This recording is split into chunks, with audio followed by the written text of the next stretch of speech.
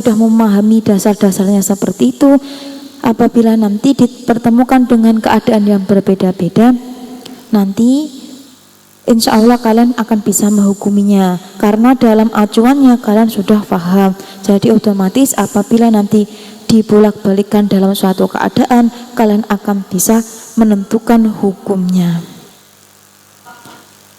Selanjutnya akan saya lanjutkan pada bab nifas. Mungkin sebagian dari kita bertanya-tanya, kenapa ini nggak dilanjutkan setelah bab haid, akolusinil haid, terus istihadah, kenapa nggak dilanjutkan ke hukum-hukum mustahadah tentang mubtadah mumayyizah, mubtadah ghair mumayyizah? Kenapa nggak dilanjutkan? Kenapa kok dipotong? Ini nggak dipotong ya. Saya tenangkan untuk kakak-kakak semua atau ibu-ibu yang mengikuti pembahasan materi ini. Ini tidak dipotong karena biasanya seperti ini, cetakan kitab itu berbeda-beda. Ada kalanya nanti dia lanjut setelah mustahadah 7 macam mustahadah, dari mulai mubtadah mumayyizah, mubtadah ghairu mumayyizah sampai tuntas, itu dibahas, baru nanti nifas itu ada. Memang ada kategori kitab yang seperti itu.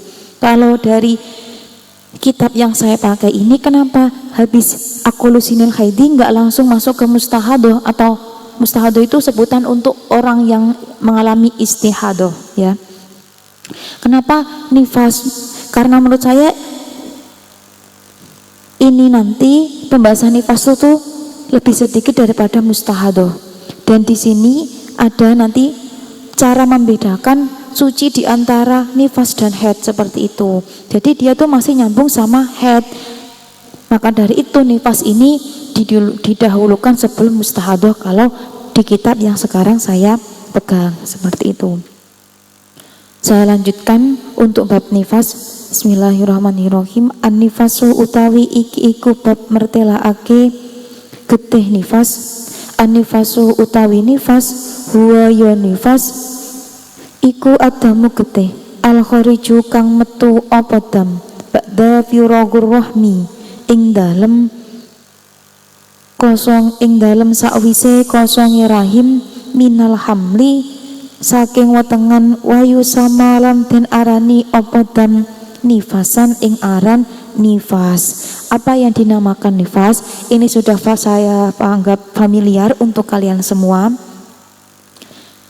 Nifas itu adalah darah yang keluar setelah kosongnya rahim dari kehamilan, maka itu dinamakan dengan darah nifas. Li'annahu krono setuhu nidam iku yakhruju metu apa dam akiban nafsin ing dalem sause metune awa-awaan. Kenapa ini dinamakan nifas? Karena sesungguhnya darah itu keluar setelah keluarnya seorang anak atau keluarnya nafsin atau keluarnya jiwa gitu. Wa annadamu anapun utawi getih alladhi yakhruju kang metu apa dam ma'a khurujil waladi sartane metune anak iku fayusama mongko den arani apa dam iku damul tolki ing aran getih krono arahe nglarani babaran. Kalau tadi yang disebut dengan darah nifas itu adalah darah yang keluar setelah kosongnya rahim dari kehamilan, dari setelah rahim itu kosong dari suatu kehamilan atau kosong dari lahirnya seorang anak, itu dinamakan dengan darah nifas. Adapun nanti ketika darah yang keluar bersamaan dengan lahirnya anak itu dinamakan dengan darah tolkin.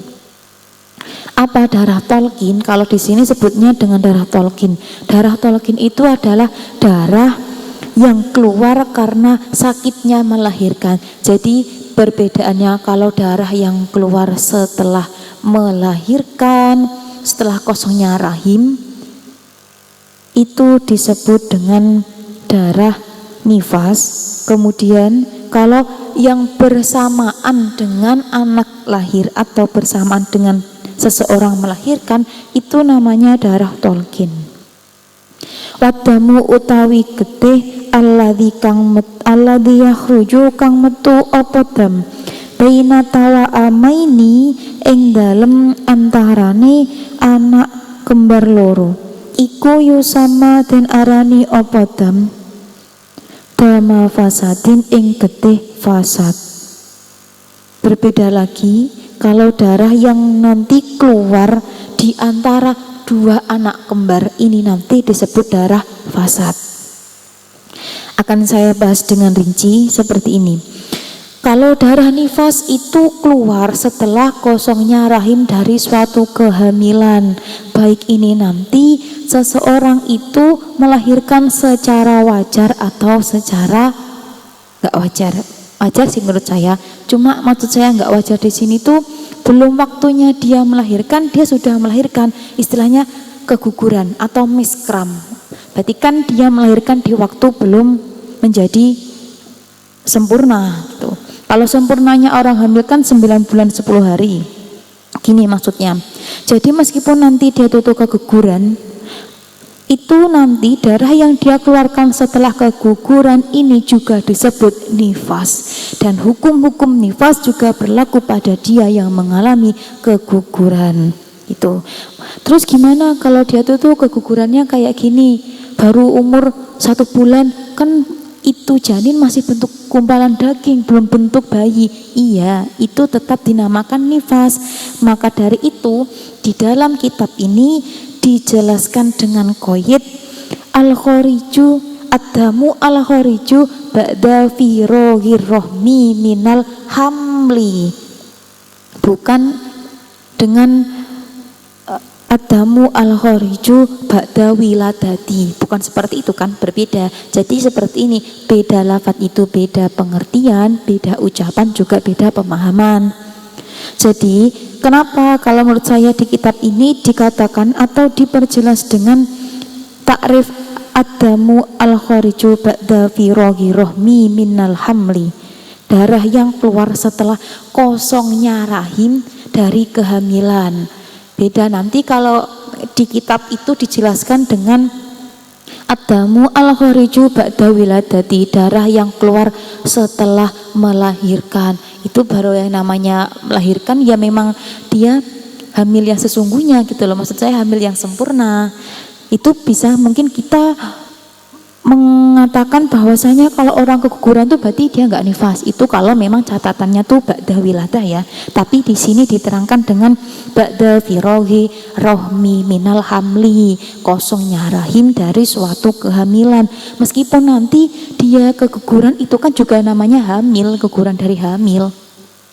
Jadi meskipun nanti dia itu melahirkannya belum dalam kehamilan yang sempurna, mau 7 bulan atau masih 2 minggu, tapi kan itu kategori hamil, otomatis nanti setelah dia mengeluarkan gumpalan daging dari janin itu juga dinamakan hukum nifas. Maka dia harus mematuhi aturan-aturan bagi orang nifas. Hendaknya tidak sholat, tidak puasa, dan nanti untuk puasa juga wajib mengqadha. Perhitungannya pun sama seperti orang nifas tuh. Karena memang sejatinya dia juga nifas, hanya perbedaannya dia mengalami kelahiran di mana kehamilan dia belum sempurna, itu saja. Kemudian ketika nanti darah yang keluar di antara dua anak kembar ini nanti namanya darah fasad ya, bukan darah nifas ataupun darah tolkin.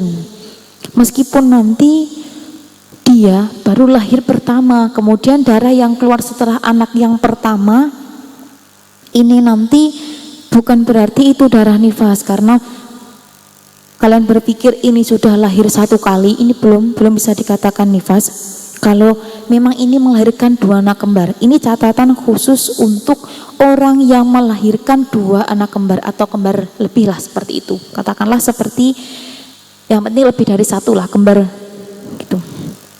Kalau di sini diterangkan dengan kembar 2 karena kebanyakan kembar itu 2. Ada sih kembar di selain 2 atau lebih, tapi itu jarang terjadi.